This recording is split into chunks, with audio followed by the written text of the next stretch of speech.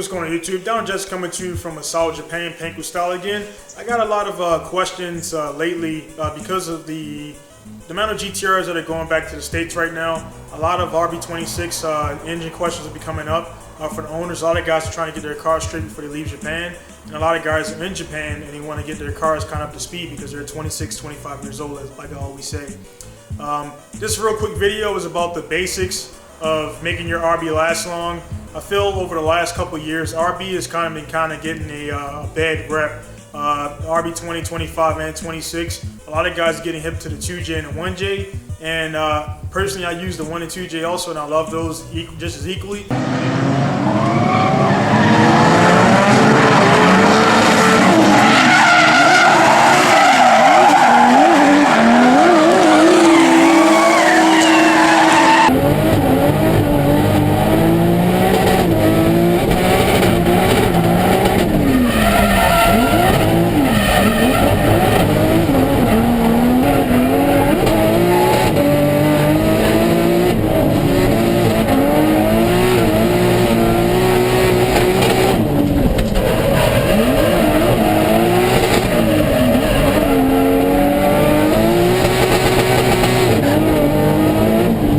This block right here is the block I run between maybe 2012 and 2014 or something like that. At the most, it probably put out about 650. I dynoed it at about 400, and I never really been back. But it definitely was putting out around about 6, whatever. It made a lot of power. So the biggest things you got to do in the RB is your oil control and keeping the oil in the pan. So as you can see right here on the top of the block right here, you have to actually pull this apart and take it out. There's a little restrictor pill that goes in there on top of the oil feed where the stock one is, and what it does is it restricts the amount of oil that goes into the head. A lot of you guys have probably seen back in the day before they figured out this, a lot of guys that have the oil return from the back of the head, they would take out the freeze plug, put that in there, and actually run that down to the oil pan. I've never run that. I've never had issues with over oiling, and all my oil's been in the pan. So what you guys can do is, I don't have my pan right here, my oil pan, but I run in the oil pan at the Tomei baffle kit, which even if you're not racing, if you're going to get on it occasionally, it's good to have that kit there. And what it does is keep all your oil in the for the pickups to actually pick up, and you're not sucking up air, which can lead to starvation, things like that. And you don't want that when you're going, you got the strong lateral G's, or you're drag racing when the oil is trying to slosh towards the back. The doors help keep the oil in the middle. Right here, you guys, the crank right here, but as you can see, as demonstrated, the black is where the pretty much the stock part of the snout, and that's all that makes contact with the oil pump. The yellow here, the yellow part represents, or the gold represents the amount of the new parts you got. This crank right here is the one I got machined back in 2012, and I have the raw brokerage crank collar on it. Now you can get the one from Nitto. It's about 150 bucks, and that 150 bucks with that crank collar is about 100 and maybe 60 bucks for the oil pan baffle kit.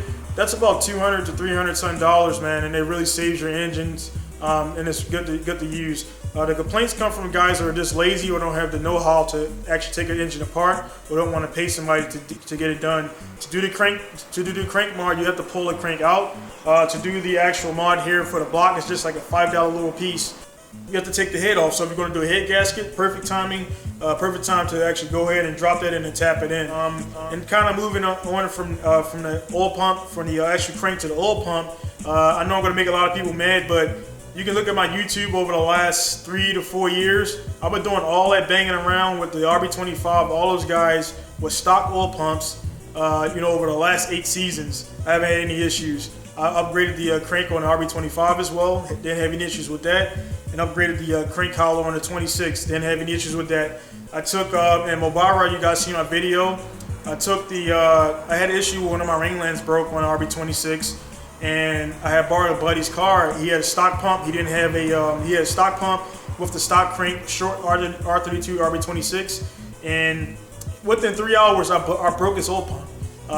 And that right there goes to show you, I mean, if you're beating the hell out of them, the stock oil drive is going to fail if it's an older engine. You can get away with it, but it's eventually going to fail when you're pushing the clutch in and out. As you guys know, the crank is kind of designed to move back and forth, very minutely, but it does slide back and forth believe it or not. So that's when you put an engine together. It says to tap the crank in the front, tap it in the back, and you want to kind of center it to make sure you don't have too much force on the center bearing, on the main bearing. So I didn't run any Nismo, M1s, none of that stuff like that, man. And I have zero issues. What it comes down to is the actual extension for that. Now the ways around that, if you don't want to do the whole machining, which is cheap, you can get the R33 crank, which already comes with everything fixed, and a 34 and all that stuff. But you can't just slap that crank in there on your same existing bearing. So you gotta do your line honing, make sure everything's good to go with that. One thing I do know is a lot of guys, when they're doing the swaps into the S13, S14s, the RB26 is a lot longer than say the K8 or the SR. So if you do not notch the actual front part of your bumper, your core support, you won't be able to put the radiator in there and put the fan in there. For me, that's how I've been running it. I tried the E-fan thing and it was horrible. I had overheating and all that stuff, and I never had any heating issues the whole time I was here because I was running an RB25 with a clutch fan. So you got to make sure your cooling is good. Everybody has their different ways to build a car and everything, but the track doesn't lie. And I had the first time I used the E-fan, in years, overheating and everything. Put my clutch fan back in, zero cooling issues ever since I've done it. The E-fan spins at one. I don't care how many you have. The E-fan is going to spin at one. It's going to spin at whatever it spins at. If you go with the Flexolite or you go with whatever E-fan you want to go with, it only spins at one speed, no matter how fast you're going. So when a lot of guys don't understand, and I got right here as a clutch fan.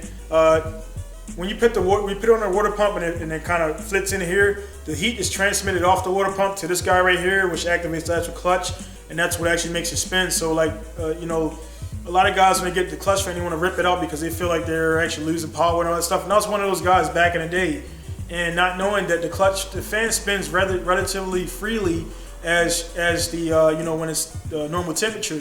But as it goes up in the temperature and everything, it kind of engages more and it gets more tension. So a lot of guys complain about when they're at the traffic, stop and go traffic or whatever on the highway, and their temps go up. The reason why is because your E-fan is only going to spin at that same speed.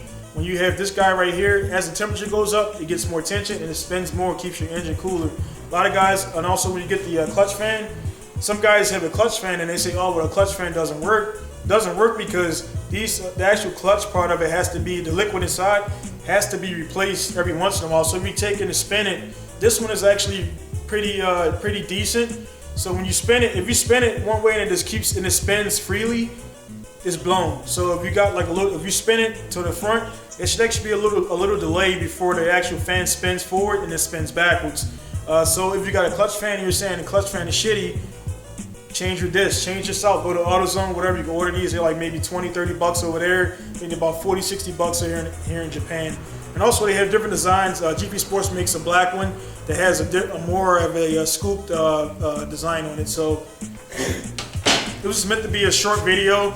I had a lot of questions in my inbox about, man, what do you do to keep your RBs reliable? Because as you guys see, I'm not blowing RBs every week. I get years out of my engine. I got my RB25 in the back. That's probably been going something else. That engine has over roughly close to 8 seasons. This engine right here did about 3 before it had the ringland go down, and I just never rebuilt it. I put my other one in there, and that's been in there, for about 2 years, and that actually has a ringland also. So the Achilles heel is get your pistons and rods in there, man, and you have zero issues because the ringlands are the only thing that I've had issues with in an RB26 in the last 4 years. It's easier to share this video than to type because I don't have a lot of time to type now these days. But in a nutshell, just make sure your oil cooling is good to go. Your actual water cooling is good to go because if the water cooling breaks down, it's going to break down the oil and all that stuff, and everything's going to go bad. So make sure your cooling is good to go. It's going to require you to take your engine apart to a certain degree. It's going to require you to get some machine work, but after everything is done, your RB will have no more issues. Then you go out there and bang with all the 1Js, 2Js, and all that stuff like that. So that's just, again, my take on it. If you guys got any questions about tech things, I don't know everything, but I know a good amount of stuff. I've been in the game for about 22 years now. And again, I always say the track doesn't lie, and results speak. So you can say all you want, and you can put, my buddy got E-fans or whatever. Put an E-fan on a track, RB26 E-fan swap versus a clutch fan, and I tell you, I'll bet you $100 that you know, it'll work. So if somebody wants to actually go ahead and test that method, I bet you $100. Take an E-fan RB26 and a clutch fan RB26 swap, properly bled, proper coolant and all that stuff, and live record it, don't cut it, and show me that the E-fan will outperform the clutch fan, and I'll give you $100 to your PayPal account within a week or something like that. So again, thank you guys for tuning in. As always, it's going to be Donald Jackson signing out from Pinku Style Massage Japan, Mori Japan, and I'll see you guys later. Pink Ranger signing out.